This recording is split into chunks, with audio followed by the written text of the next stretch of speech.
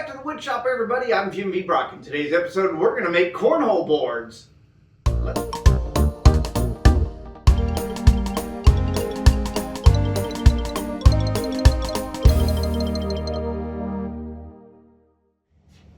Welcome back to the wood shop, everybody. I'm Jim Viebrock with Maintenance Minute.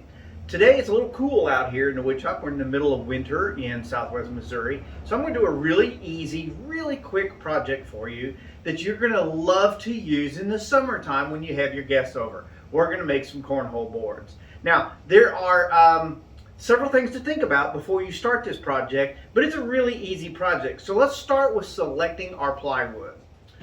Okay, let's talk about the sheet of plywood here for just a minute. There are several ways to manipulate the 4-foot by 8-foot sheet of plywood down to where you can handle it. Normally, I just lay it on my commercial grade saw, run it through here, and make it the dimensions that I need it. It dawns on me that most of you watching these tutorials don't have commercial grade tools.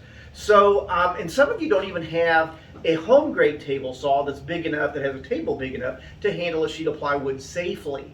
So what I'm going to suggest to do, if you don't have those things, you have two other options. One, you can use a circular saw and cut it yourself. No problem with that at all. Take you a long straight edge like a 2x4 or a long level or something, clamp it to the work, get your measurements on there and cut it with your circular saw, nice, slow and easy down that line. That's completely acceptable. Done it many, many times. The other thing you can do if you're not comfortable with that is have the box retailer cut it for you. Most big box retailers will have what they call a panel saw in the back, and if you ask one of the guys in the lumber department, they will cut it for you. In this case, I had them cut this one down to 22.5 inches. So this is going to actually give me 2 full sets of cornhole boards. So I can make these, keep one for myself or give it away to someone, and then sell the other set for enough money to cover the cost of the whole thing. So for those of you who are trying to make money in woodworking, this is probably a pretty high profit thing for you to do. Cornhole boards in my area, unfinished, will sell for about $80 to $100. Painted up with graphics on them and stuff can go as high as $300, $400. So this piece of plywood actually is 3/4 of an inch. I have made them out of 3/8 inch plywood. They're very strong when we put the ribbon on there that we were talking about. This is a sanded face piece of plywood, so it's already got a decent finish on it. We'll do some more sanding as we go, but it also has these things in here that look like footballs, and that's what they're called. They're football patches or biscuit patches, and they're there to help cover knot holes and make the plywood a little prettier. We're going to paint this, so it's completely fine. Okay, the next thing we need to do is maneuver our long piece down so that we can cut it in half. Now, I mentioned that we went 22.5 inches this way. That's because the ribbon we're going to put on here is 3/4 of an inch on each side. So that's 1.5 inches. You have to take 1.5 inches off of the 24 inches. So that's 22.5. So we got to do the same thing for the length. A cornhole board on the outside is 48 inches for regulation size. It's 48 inches. But we're going to put the 1.5 inches on here, the 3/4 on each end. So that brings it down to 46.5. So what I want to do is pull my tape, find my 46.5 inch mark, put a mark on here like that, and just for reference, I want to do the same thing on this side. I want to go 46.5 inches here. Then I'm going to use a square. This is very important that you get this done correctly. Now, this particular square is right at 24 inches, so I can line it up flush here so that that's square, and I'll be able to simply draw my line. Now I'm using a pen, a marker that I think you'll be able to see on the tape. Normally I use a pencil. You don't want to use felt tip markers or anything like that in the event that you're going to stain it or paint it later, because the ink can come through. But I'm doing this just for you so that you can see it. So I have a nice straight line. Now if you are talented enough with your circular saw that you can follow that, then go ahead and cut it like that. But let me get a jig set up here and I'll show you how to do that to guarantee you a straight line. Okay, the first one I'm going to do is going to be freehand, and then I'll show you how to do a guide jig in case you're not as comfortable or as experienced cutting them this way. Now, keep in mind your circular saw blade most likely turns clockwise. That means when you're going across the way, the front side of the blade is coming up through the material. that can cause what we call tear out, which is ugly and unsightly. So you want to put your board face down so that as the blade travels through there, the clean cut side will be on the bottom, or your face of the material. Be sure and use a very sharp blade as well. Also, you need to set the depth of your saw. You want the teeth just sticking down, just the full size of the teeth on the bottom side of the blade.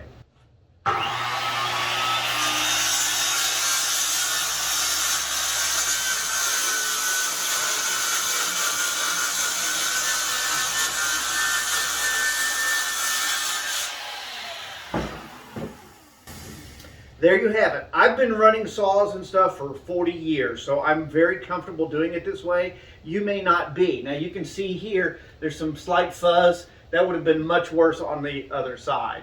So I'm going to make a jig now and cut the other one for you. Okay, so what I've done is I've found a board that has a straight edge. So this is the factory edge going along here.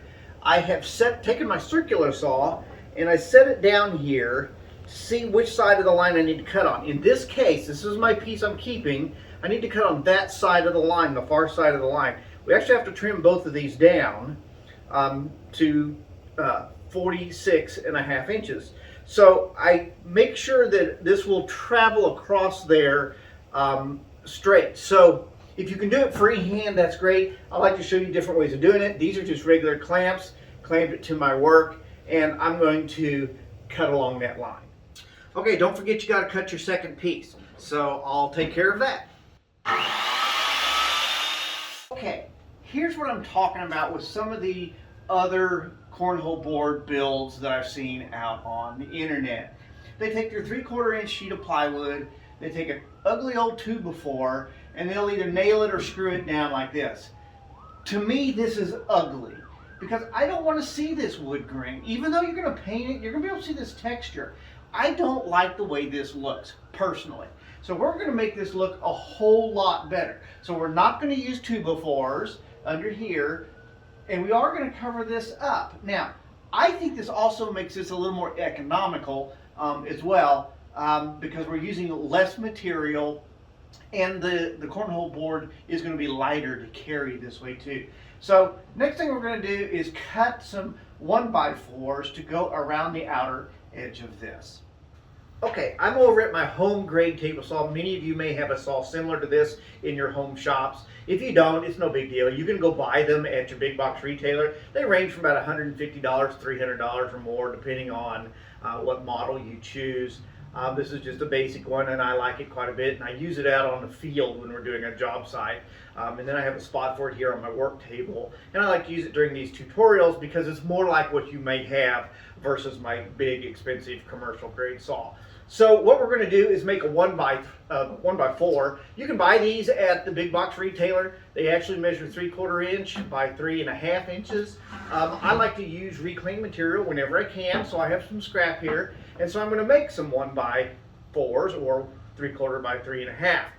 Your table saw basics are the same. This is called the fence, and there's your blade. The blade has alternating teeth, meaning one tooth is facing the fence, the other tooth is facing away from the fence. When you measure to set this up, you always want to find the tooth that is facing the fence and measure to there. So I'm going to do 3.5 inches there, and then I'm going to check it and make sure it is square by having 3.5 inches on the back side of the blade as well. You also want to make sure that your blade is just barely above, the full tooth is just barely above your workpiece. So I'm going to run these through and make my 3.5 inch strips.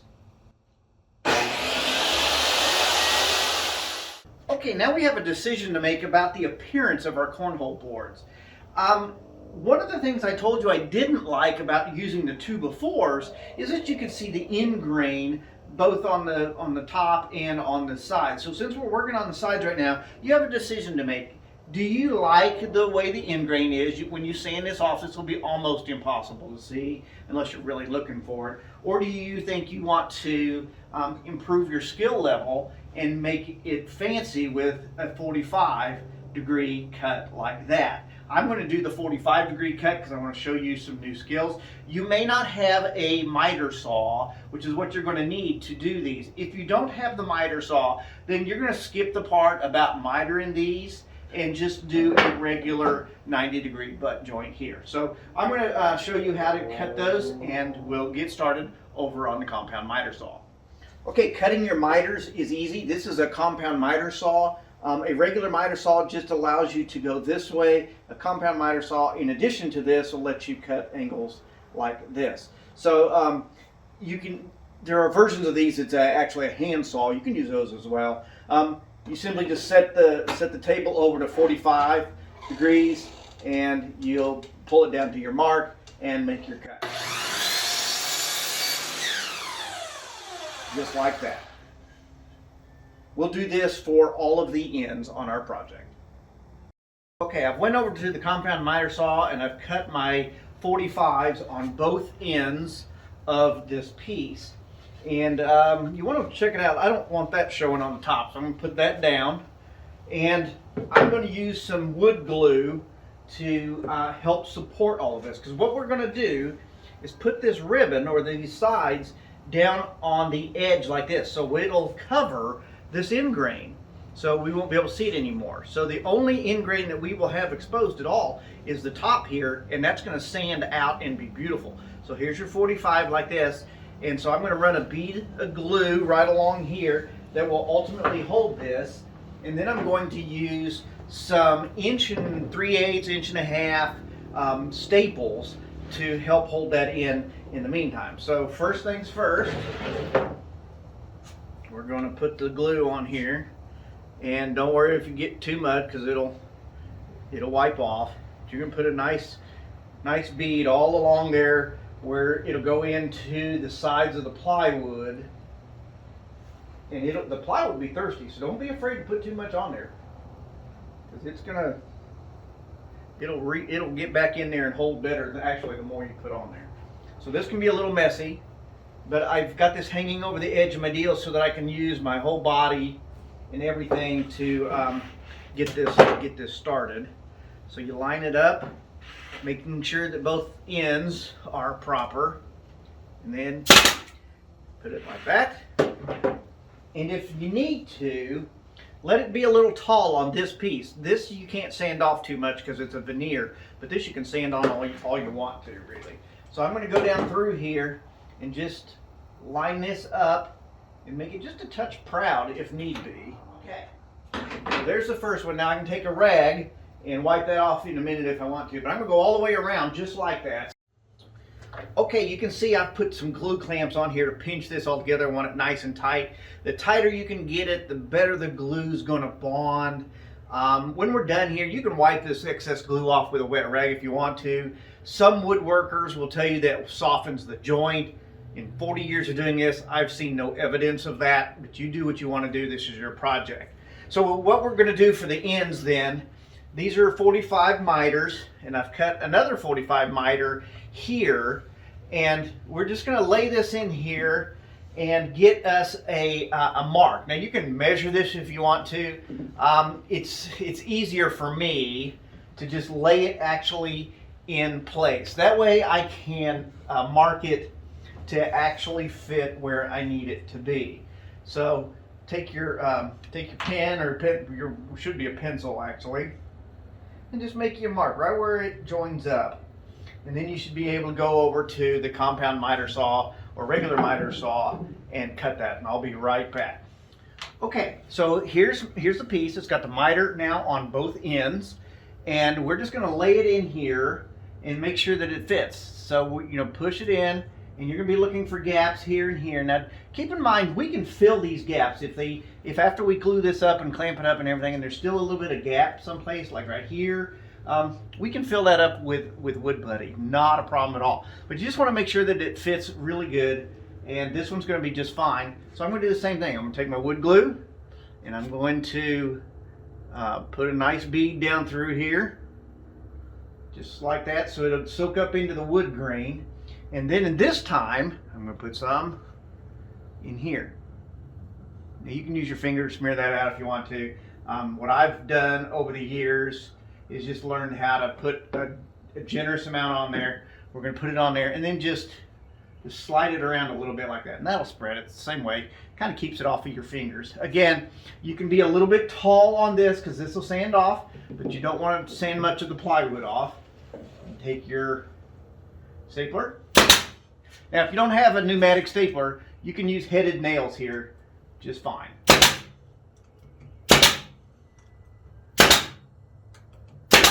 And now we're also going to go down this face like that. I think I just ran out of staples. Nope. Okay, we're good. Now we'll do the other end, then we'll put some clamps on that as well. Okay, welcome back. We've let our projects sit up overnight. And so what we want to do first today is cut our holes in there, and then we're going to start the finish work of this. So the Cornhole board official set shows that from the outer edge to outer edge, 9 inches in, 12 inches in. So it's in the center this way, 9 inches down. It's a 6-inch hole. Now there's several ways that you can do this. You can go buy a hole saw big enough to do this. They're kind of expensive, about 45, 50 bucks. And you can drill a perfect hole out. If you're going to build a whole bunch of these, might be something you want to think about doing. I'm going to freehand cut this with a jigsaw here shortly. But the first thing I want to do is show you how to lay it out. So what I did is I used a felt tip marker so that you can see it, but use pencil because you're going to paint over it, and the white paint might bleed through. So just depending on what you're going to do.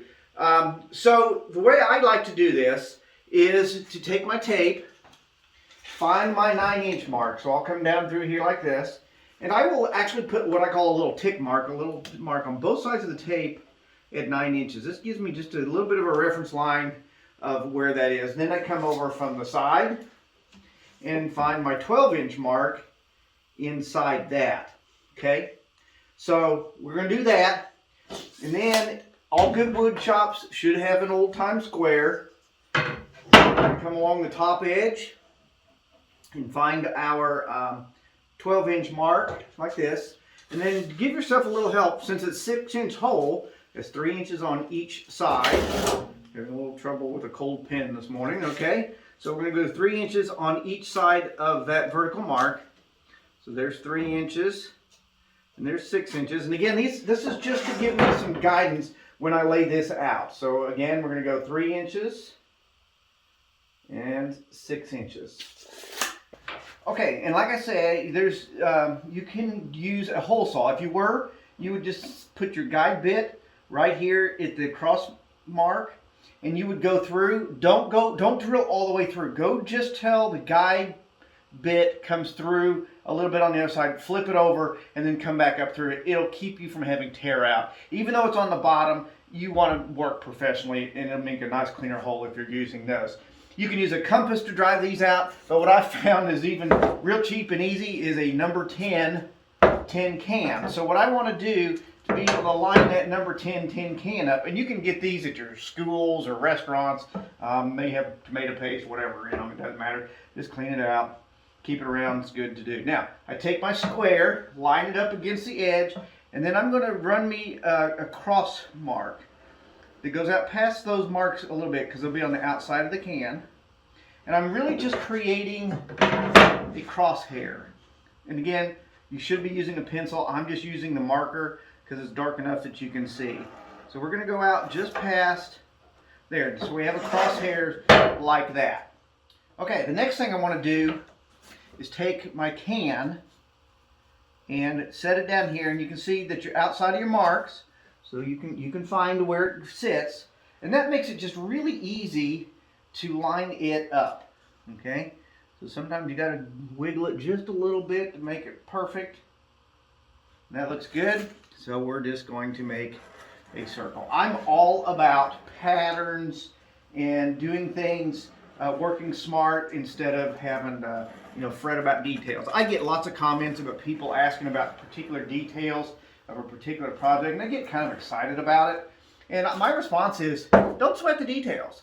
Just have fun doing this. If you make a mistake, who cares?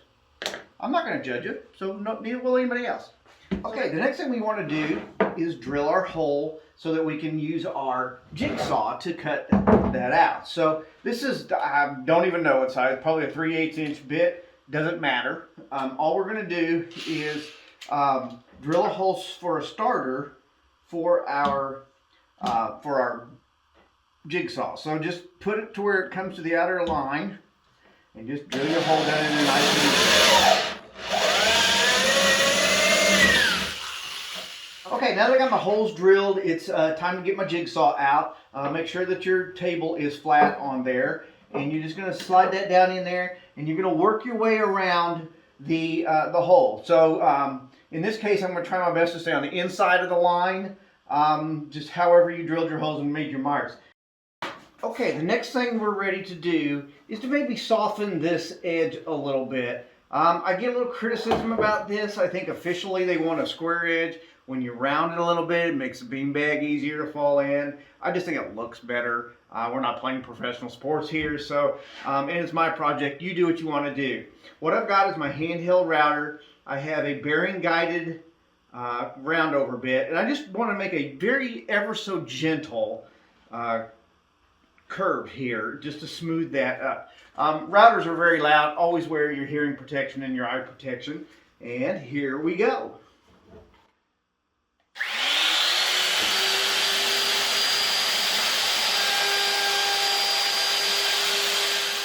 Okay, we pretty much have our cornhole boards assembled minus the legs, and we'll do that here in just a minute. What I want to do here is just pause for a second and kind of clean up the boards. If you'll recall, when we put this together, we let the ribbons or the sides be a little proud in a place or two, and that's okay. What I want to do now is kind of clean that up, clean up some of the glue that squeezed out. And I'm going to do that with a really rough sandpaper. This is 60 grit. I got on my orbital sander. 80 grit would be fine. You don't want to get too carried away with this, because if you remember, this plywood is veneered, meaning there's a very thin piece that goes across the top. And if you get too aggressive with it, you'll sand through that and have an unsightly mark. So I'm just going to take a sharp chisel, and I'm going to go down through here and clean up some of the glue that squeezed out. Get that out of my way first. And then after that, I'll take my orbital sander, go along here and just level this up.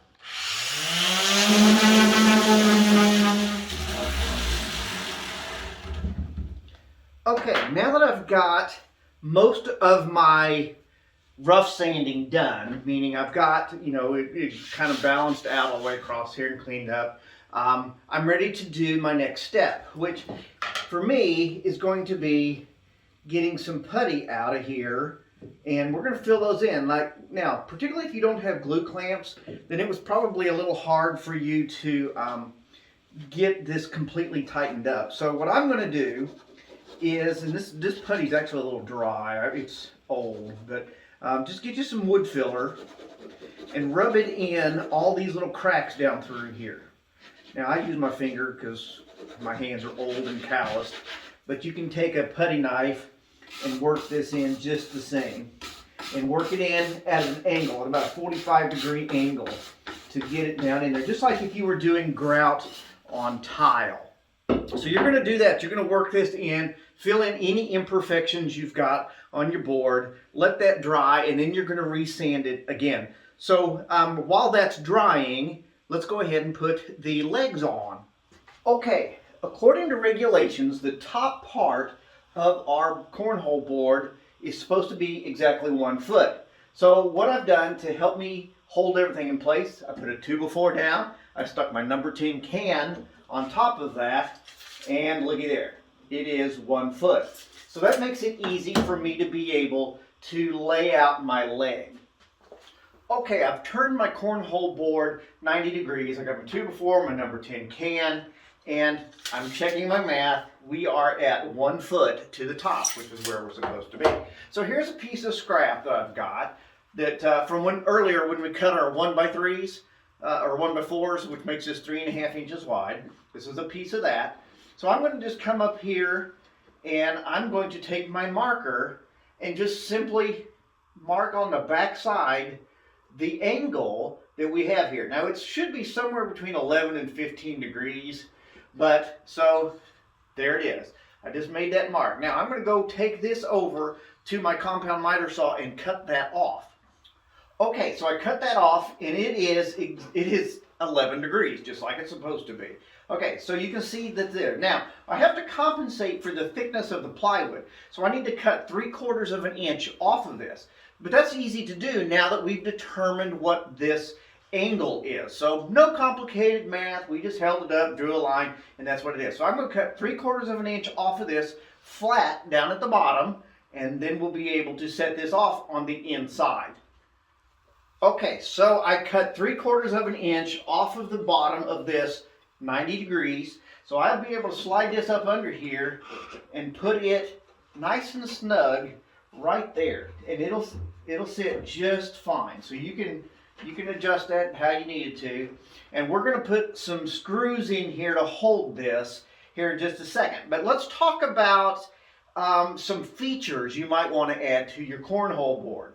If storage is an issue for you, you may want these to be able to retract, and that's easily done as well.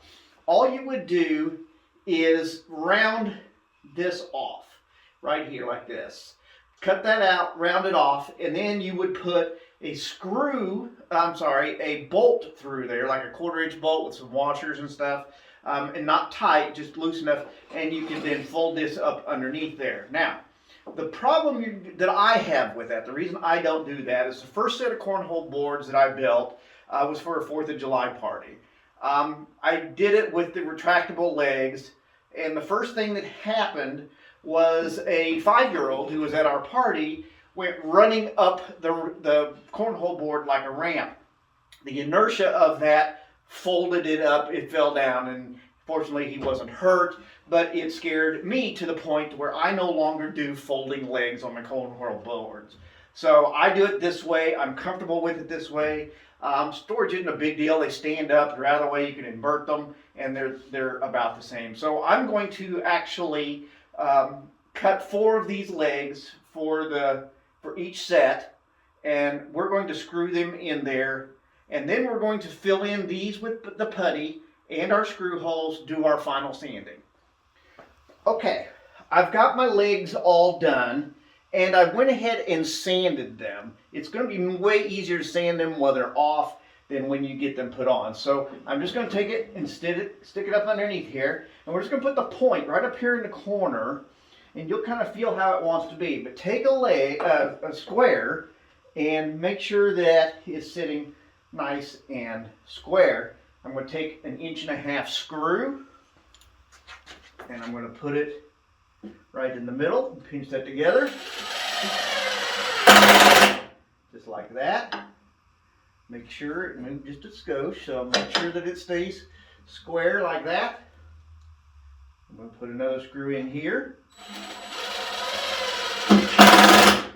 I'm going to put at least 3 in there. You could put 5. Just depends on your mood. And now that that is done, the cornhole board is nice and stable. It won't fall off or anything if a youngster tries to run up it and make a bicycle ramp out of or something like that. Now we got some cleanup to do. Put you some putty in these holes. Sink these deeper if need be. Put putty in these holes. Then start your final sanding. When your final sanding's done, you're ready to start painting. Alright guys, we're getting really close to being done. What we want to do now is make sure that all of our holes are puttied, and we're going to start our final sanding. If we started with 60 or 80 grit, we want to go down to 120, maybe 200, 220, something like that. Get it nice and smooth, get your surface prepared for your painting. Now, what I suggest we do is put a primer coat top and bottom all the way around. And that can be one of your colors that shows through. Then you're going to use either the blue tape or the green tape to create whatever kind of design you want. If you're lucky enough to have a vinyl cutter of some sort, you can put a logo on there. The design possibilities are limitless. So take your time, paint them up beautifully. I use a good exterior paint, by the way, because these are going to be outside, and then occasionally you're going to forget and leave them out there. The dew's going to settle on them or an unexpected thunderstorm. So use a good exterior grade paint and really enjoy this. Now, if you haven't done it yet, please subscribe to my channel. If you have a suggestion for something for me to build, please let me know. Otherwise, enjoy woodworking, and thanks for watching.